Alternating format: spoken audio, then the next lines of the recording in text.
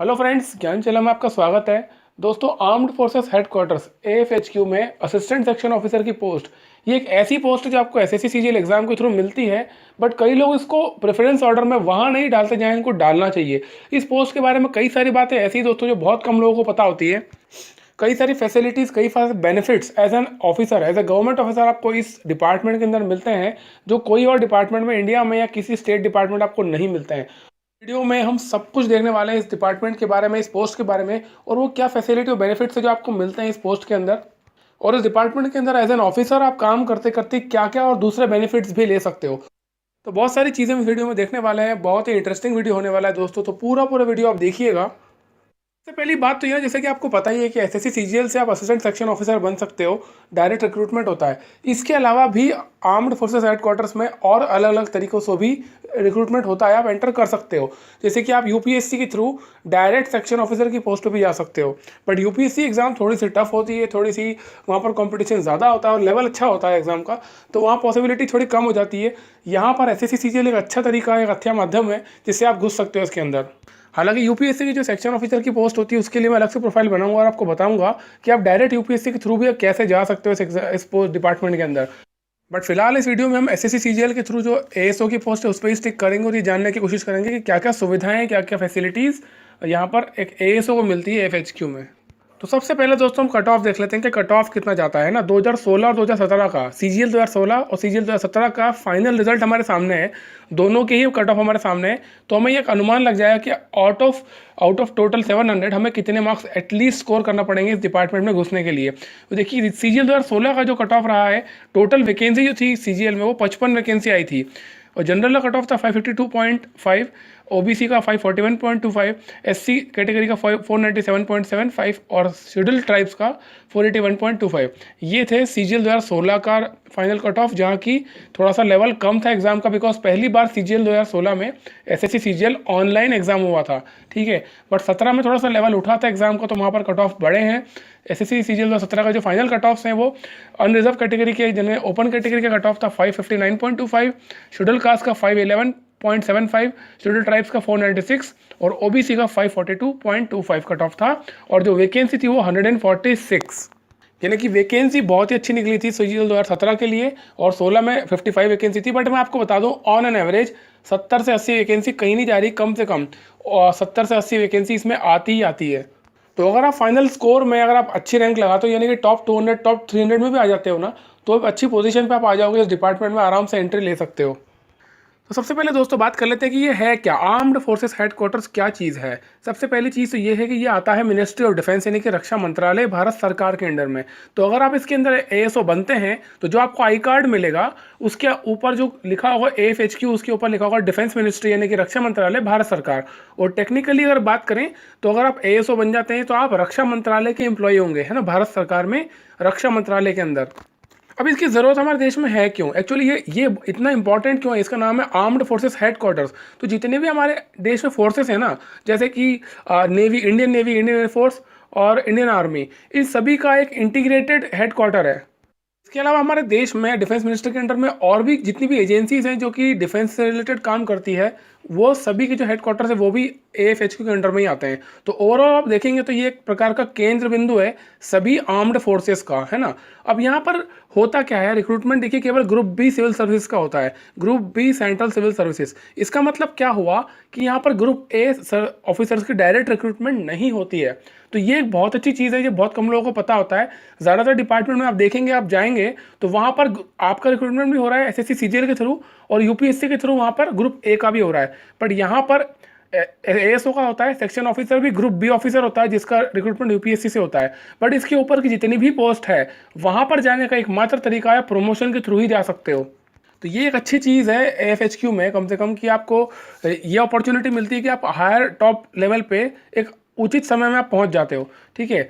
एएफएचक्यू actually है क्या, ये एक सेंट्रल सेक्रेटरीट ही है मिनिस्ट्री ऑफ डिफेंस का। जैसे कि आपको पता है कि एएसओ एंड सीएसएस एक पोस्ट है, सेंट्रल सेक्रेटरीट सर्विसेज। तो ये डिफेंस का यानी कि आर्म्ड फोर्सेस का एक प्रकार का सेक्रेटरीट है जो कि सिविलियन एम्प्लॉयज़ को रिक्रूट करता है। और वो रिक्रूट करके क्या काम करता है, जितने भी आपके इंटर सर्विस ऑर्गेनाइजेशन हैं या हेड क्वार्टर्स हैं इंडियन आर्म फोर्सेस के अलग अलग, उन सभी को फैसिलिटीज़ प्रोवाइड कराना, यानी कि सेक्रेटरियल स्टाफ प्रोवाइड कराना, उनकी हाउसकीपिंग, क्लरिकल या कोई सपोर्ट सर्विसेज होती है उसको डिलीवर करने का, प्रोवाइड करने का काम होता है AFHQ का। सो ऑल इन ऑल अगर देखें तो जितने भी डेजिग्नेटेड हेडक्वार्टर्स होंगे हमारे देश में अलग अलग डिफेंस के, जैसे कि इंडियन नेवी का अलग होगा, इंडियन आर्मी का अलग होगा, एयरफोर्स का अलग होगा, ये जितने भी डेजिग्नेटेड हेडक्वार्टर्स हैं इन सभी इंटीग्रेटेड सर्विसेज का एक स्मूथ एडमिनिस्ट्रेशन चलता रहे, उसके लिए बना है आर्म्ड फोर्सेस हेडक्वार्टर्स। तो ऑल इन ऑल आप देख चुके होंगे, समझ चुके होंगे कि एक प्रकार का ये सेंटर है, केंद्र बिंदु है हर एक आर्म्ड फोर्सेस का। तो इससे आपको एक चीज़ समझ में आ चुकी होगी कि आप यहाँ पर आपको अगर काम करने का मौका मिलता है तो आपको बहुत कुछ सीखने को मिलेगा। ये जो हेडक्वार्टर है AFHQ, इसका जो एस्टेब्लिशमेंट हुआ है 1968 में, और जो जब एस्टेब्लिशमेंट हुआ था तब इसकी स्ट्रेंथ थी 1778 एम्प्लॉयज़, 1778 एम्प्लॉयज़ टोटल थे उस समय।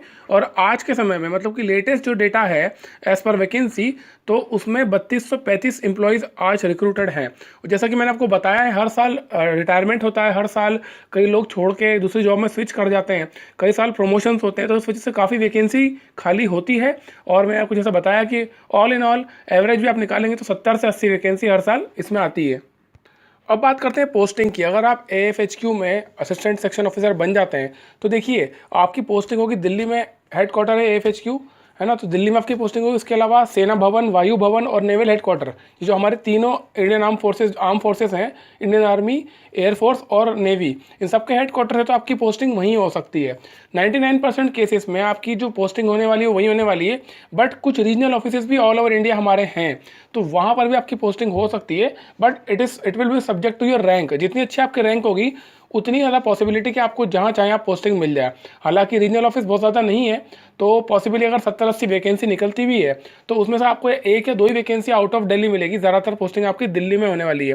तो अगर आप दिल्ली के अंदर रह के जॉब करना चाहते हैं और वो सारी सुविधाएं लेना चाहते हैं और आराम से काम करना चाहते हैं, मतलब बिना स्ट्रेस के आप काम करना चाहते हैं, तो ये बहुत अच्छी जॉब है। अब बात कर लेते हैं सैलरी की। आपकी salary as an assistant section officer in AFHQ कितनी होगी। देखिए हम दिल्ली की बात करेंगे क्योंकि आपकी पोस्टिंग दिल्ली में होगी, तो हम दिल्ली की में आपकी सैलरी कितनी होगी वही देखते हैं। आपका जो बेसिक पे देखिए लेवल 7 की पोस्ट है, 7 पे कमीशन में जैसे लेवल्स होते हैं 1 2 3 4, वैसा लेवल 7 है, और पुराने वाले के हिसाब से 4600 ग्रेड पे की 4600 ग्रेड पे। तो सैलरी आपका जो बेसिक पे होगा 44,900 होगा, ये बेसिक होगा। अभी समय जो चल रहा है इसमें आपका DNS अलाउंस है ना, महंगाई भत्ता, वो चल रहा है 17%, तो वो 7633 रुपीज़ आपका हो जाएगा। आपका ट्रैवलिंग अलाउंस 4212 होगा, और जो आपको हाउस रेंटल अलाउंस मिलेगा यानी कि घर का किराया मिलेगा, वो 24% ऑफ आपका बेसिक पे होता है, तो 10,776 रुपये होगा।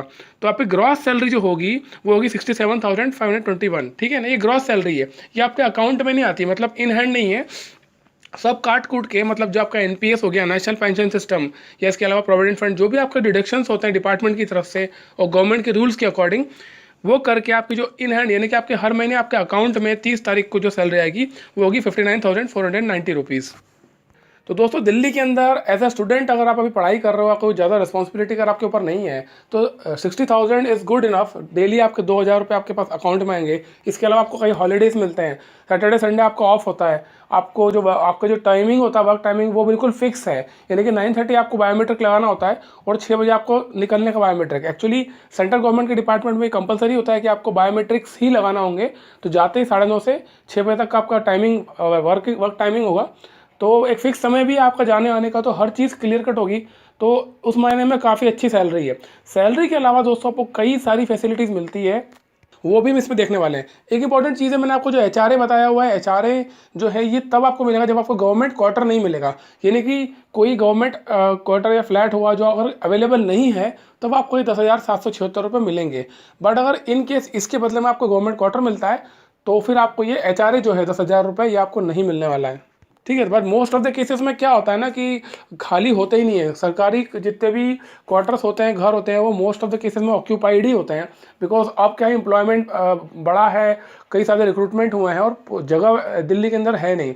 तो दिल्ली के मतलब ऑल ओवर इंडिया भी आप देखेंगे ना, तो ज़्यादातर केसेस में अब 99% केसेस में गवर्नमेंट अब सैलरी के साथ में HRA दे ही देती है, क्योंकि गवर्नमेंट क्वार्टर अवेलेबल नहीं होते हैं। हालांकि अगर गवर्नमेंट क्वार्टर अवेलेबल हो जाए तो वो ज़्यादा अच्छा होता है, बिकॉज आपको बहुत बड़ा घर मिल जाता है, दिल्ली जैसी सिटी में एक बहुत बड़ा घर मिलना बहुत बड़ी बात होती है, और जो सुविधाएं दूसरी मिलती है वो भी काफ़ी अच्छी होती है। अगर आप लॉन्ग टर्म में देख रहे हैं, एक गवर्नमेंट क्वार्टर को लेते हैं, तो वो आपको बहुत बेनिफिट करता है, बिकॉज गवर्नमेंट क्वार्टर जो होता है ना, उसका मेंटेनेंस, उसका हर रख रखाव, मतलब उसकी पुताई, उसकी फ्लोरिंग, रिपेयरिंग, हर चीज़ की रिस्पॉन्सिबिलिटी गवर्नमेंट की होती है। तो आपको सिर्फ उस घर में रहना होता है, तो कहीं ना कहीं बहुत ही बेनिफिशियल होता है। अगर आप कंपेयर करें कि आप किसी और के घर में रेंट से लेकर रहते हैं, तो कई सारे प्रॉब्लम्स, कई सारी चीज़ें, इश्यूज वहाँ पे क्रिएट हो सकते हैं। कोई टूट फूट होती है, आपसे हो जाती है, तो उसका भरपाई आपको आपका जो लैंडलॉर्ड होगा वो आपसे करवा लेगा। बट यहाँ पर ऐसा नहीं होता है। तो गवर्नमेंट क्वार्टर मिलना कहीं ना कहीं अच्छा तो होता है, बट प्रॉब्लम ये है ना आजकल कि अवेलेबल ही नहीं है, और दिल्ली जैसी सिटी में तो बिल्कुल भी अवेलेबल नहीं होते हैं। बट सुनने में ऐसा आया है कि पॉसिबली आप 2 या 3 साल की सर्विस के बाद में वेकेंट हो जाते हैं, तो हो सकता है आपको 2-3 साल बाद मिल जाए गवर्नमेंट क्वार्टर।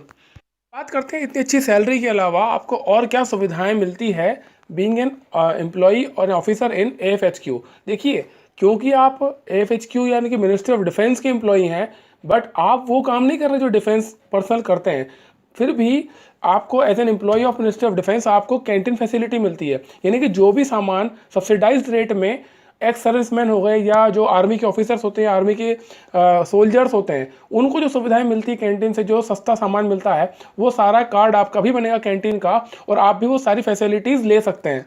आर्मी कैंटीन को अगर आप देखें ना दोस्तों, तो कहीं ना कहीं गवर्नमेंट को ही लॉस होता है, बिकॉज वो जो टैक्स और किसी प्रोडक्ट की प्राइस मिला करके जो चीज़ बेची जाती है ना, वो सारी कॉस्ट अगर आपको सब्सिडाइज रेट में मिल रही है, मतलब कि सस्ता मिल रहा है, तो वो जो पैसा आपका सरकार भर रही है।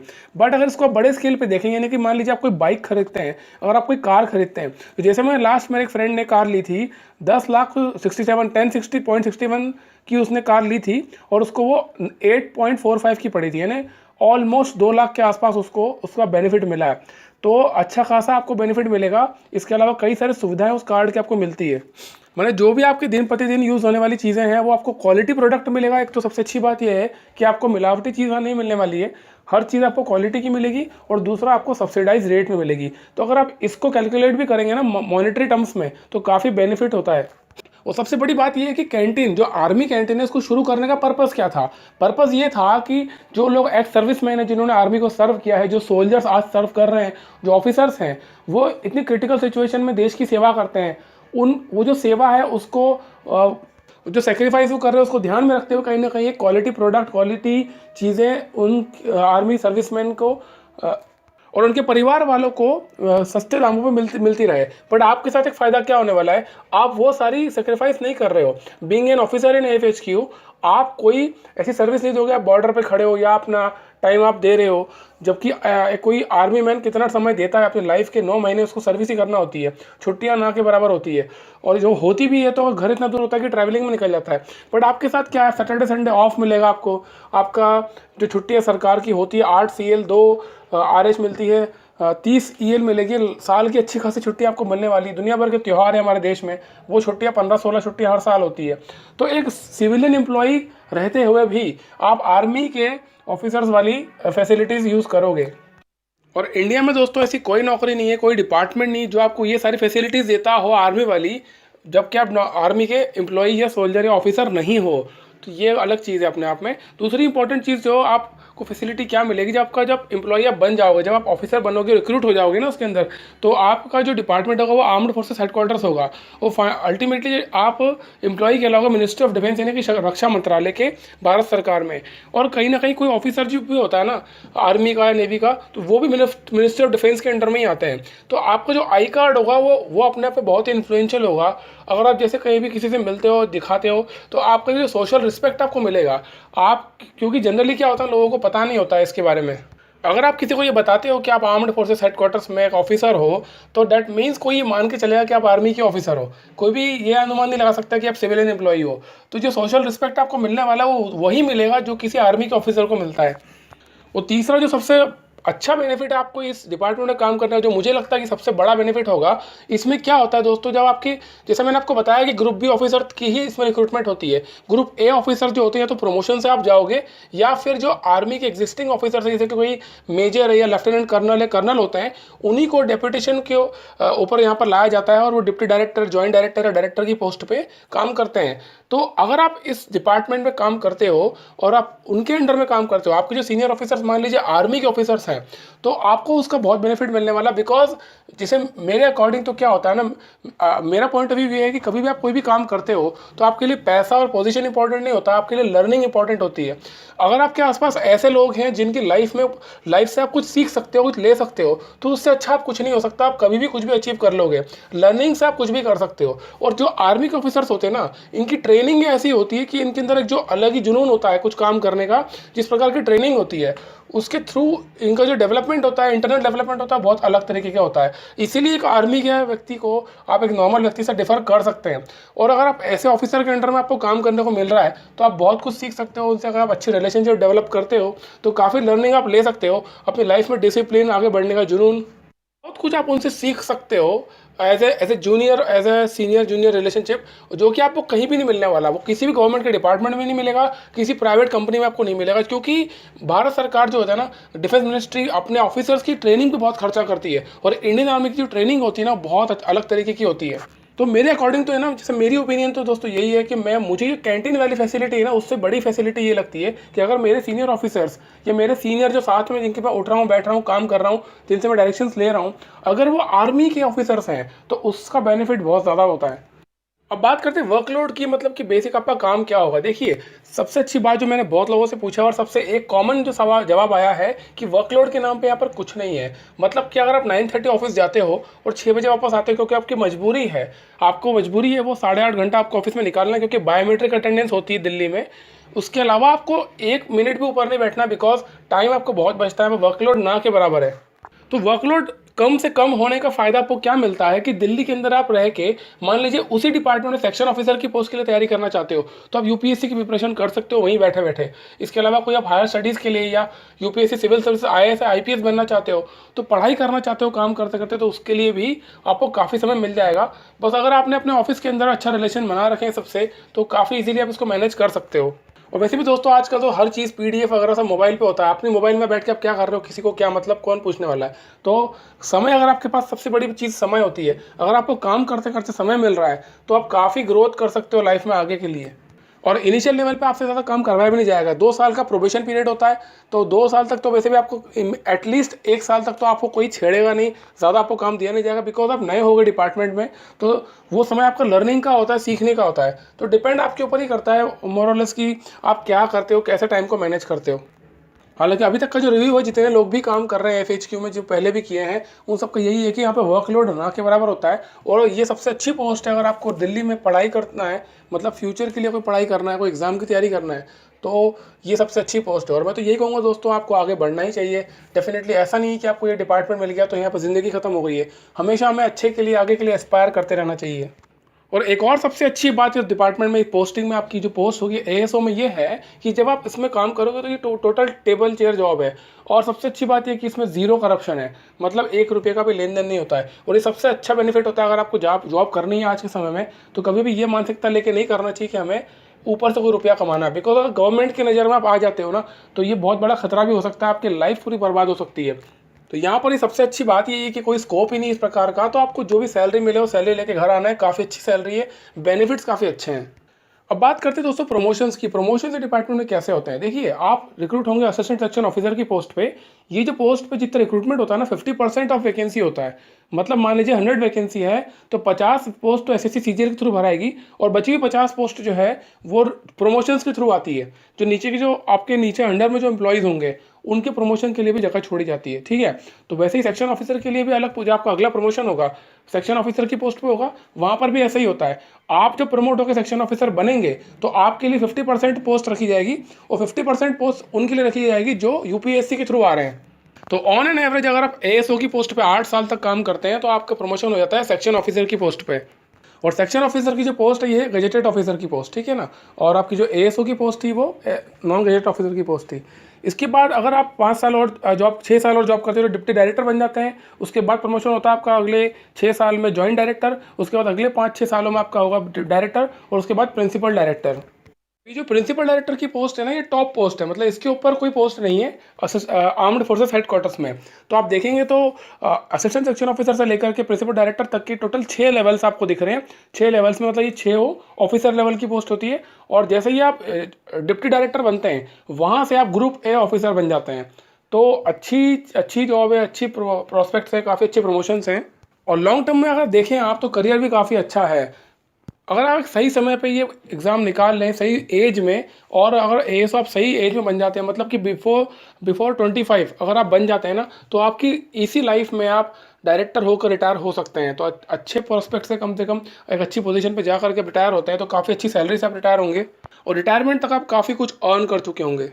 दोस्तों this was all about ASO and FHQ. इसके अलावा सेक्शन ऑफिसर की जो पोस्ट होती है, इसमें आप यूपीएससी के थ्रू रिक्रूट हो सकते हैं। उसके ऊपर भी बहुत जल्दी एक वीडियो बनाने वाला हूँ, जिससे आपको पता चले कि अगर आप सेक्शन ऑफिसर डायरेक्ट बनना चाहते हैं आर्म्ड फोर्सेस हेडक्वार्टर्स में, तो कैसे तैयारी कर सकते हैं और उसकी एग्ज़ाम कैसी होती है।